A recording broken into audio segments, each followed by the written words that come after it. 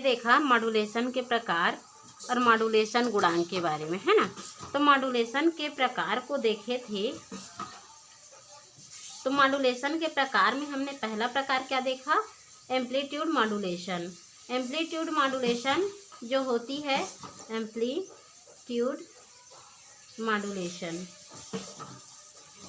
तो amplitude modulation को हम हिंदी में क्या बोलते हैं, आयाम मॉड्यूलेशन। क्या बोलते हैं, आयाम मॉड्यूलेशन।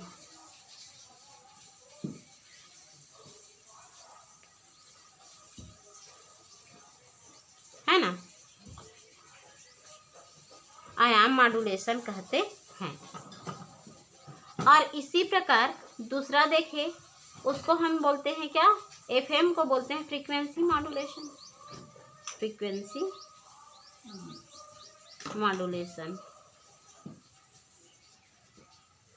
फ्रीक्वेंसी मॉड्यूलेशन को क्या बोलते हैं हिंदी में, तो उसको बोलते हैं आवृत्ति मॉड्यूलेशन, क्योंकि उसमें फ्रीक्वेंसी निकलती है, आवृत्ति निकलती है, तो आवृत्ति मॉड्यूलेशन या मॉड्यूलक बोलते हैं।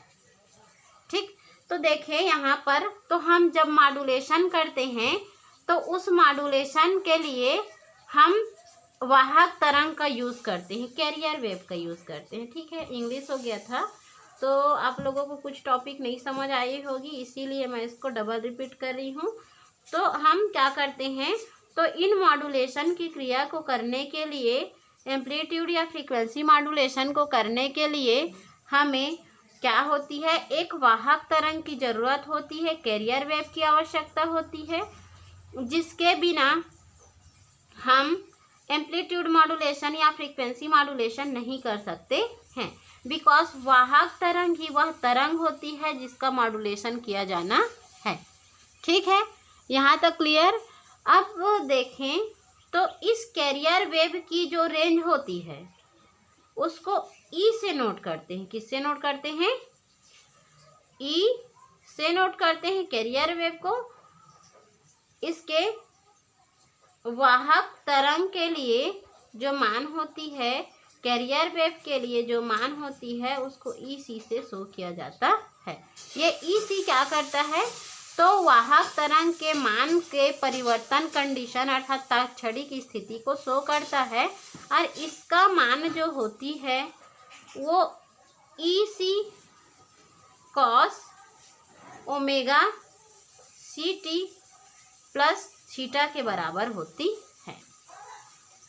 अर्थात किसी भी एम्पलीट्यूड मॉड्यूलेशन हो या फ्रीक्वेंसी मॉड्यूलेशन हो या फेज मॉड्यूलेशन हो, इन तीनों मॉड्यूलेशन को हम लोगों को मॉड्यूलेट करने के लिए कैरियर वेव चाहिए रहती है, और उस कैरियर वेव की वैल्यू ई सी बराबर E C cos omega C T plus theta या फाई होती है। जहाँ ई सी क्या होती है, कैरियर वेव होती है। ई सी क्या होती है, कैरियर वेव होती है, वाहक तरंग होती है।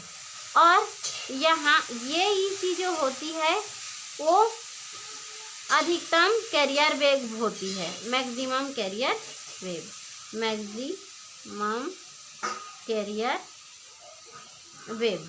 ठीक है, मैक्सिमम कैरियर वेव होती है। इसी प्रकार यहाँ जो ओमेगा सी होती है वह कैरियर फ्रीक्वेंसी होती है।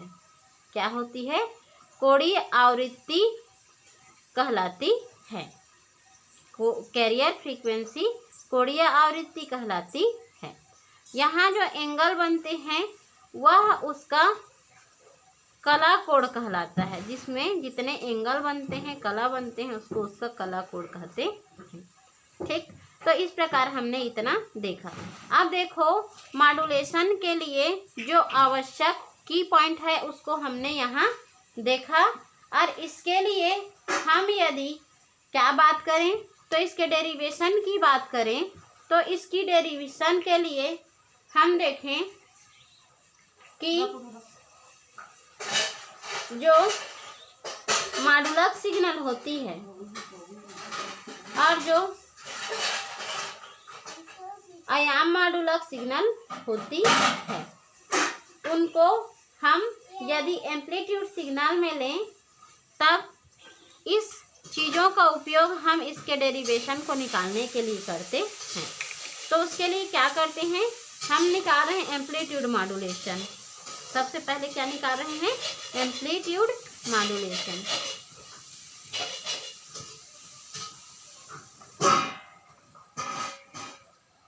एम्पलीट्यूड मॉड्यूलेशन को बोलते हैं क्या, आयाम मॉड्यूलेशन।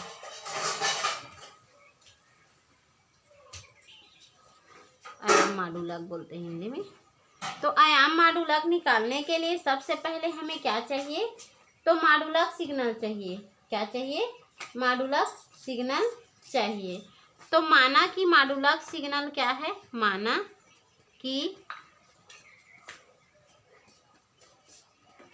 मॉडुलक जिसको हम लोग मॉडुलित करेंगे, ठीक है, मॉडुलक सिग्नल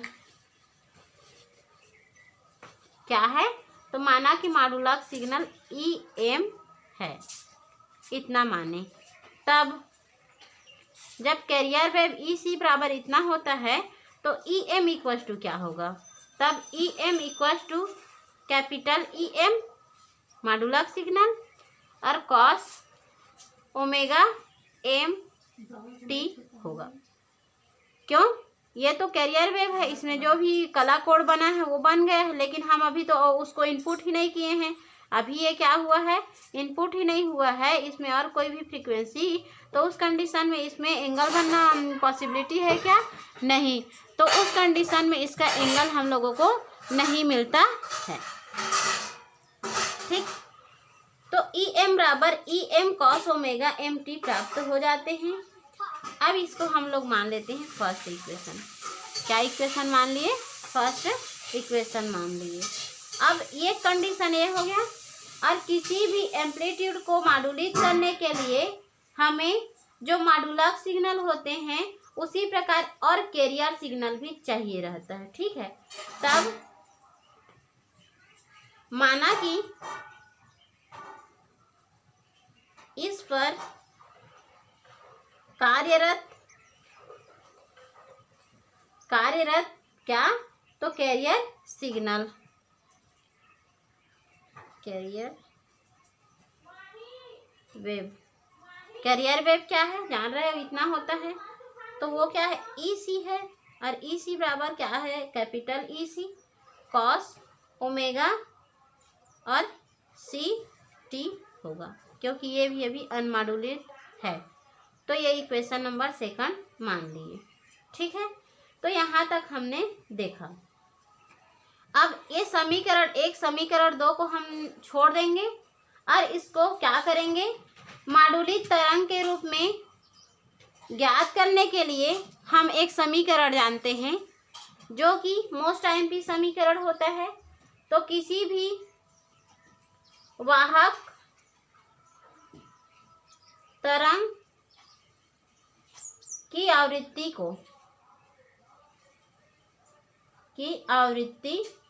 और कला को बताने के लिए, आवृत्ति और कला को बताने के लिए हम एक समीकरण यूज करते हैं, जिस समीकरण को मॉड्यूलित तरंग समीकरण कहा जाता है। क्या बोलते हैं, मॉड्यूलित तरंग समीकरण कहते हैं, ठीक है। तो मॉड्यूलित तरंग समीकरण के लिए हमने क्या दिया, E equal to E cos omega CT, ठीक। ये हम लोगों का हो गया इक्वेशन नंबर 3। लेकिन किसी भी मॉड्यूलित तरंग को हम एम्पलीट्यूड से कैरियर वेव में ज्ञात करने के लिए क्या करते हैं, इस E का मान निकालते हैं। क्या करते हैं, E का मान निकालते हैं। अब समीकरण 3 से E का मान हम कैसे निकालें, तो E का मान निकालने के लिए हम क्या करते हैं, जानते हैं E बराबर कैरियर वेव के लिए तत्क्षणिक मान प्लस क्या होता है, तो प्लस होता है हम लोगों का मॉडुलक सिग्नल का समीकरण, और उसमें कोई भी क्या किया जाता है, नियतांक को ले लिया जाता है। तो K ए हम लोगों का कोई कांस्टेंट होती है जो कि एम्पलीट्यूड से कैरियर सिग्नल में मॉड्यूलेट करने के लिए आवश्यक होती है। ठीक, यहाँ तक आप लोगों को कोई डाउट नहीं होगा, तो इसको हम लोग मान लेंगे फोर्थ इक्वेशन। अब इस चौथे समीकरण में E बराबर EC के ए EM जो वैल्यू है, इस मान को हम समीकरण 3 में रख देंगे। क्या कर देंगे? समीकरण 3 में रख देंगे। तब E के मान को, अब यहाँ क्या क्या है इसको लिखना भी पड़ेगा, ठीक है। जहाँ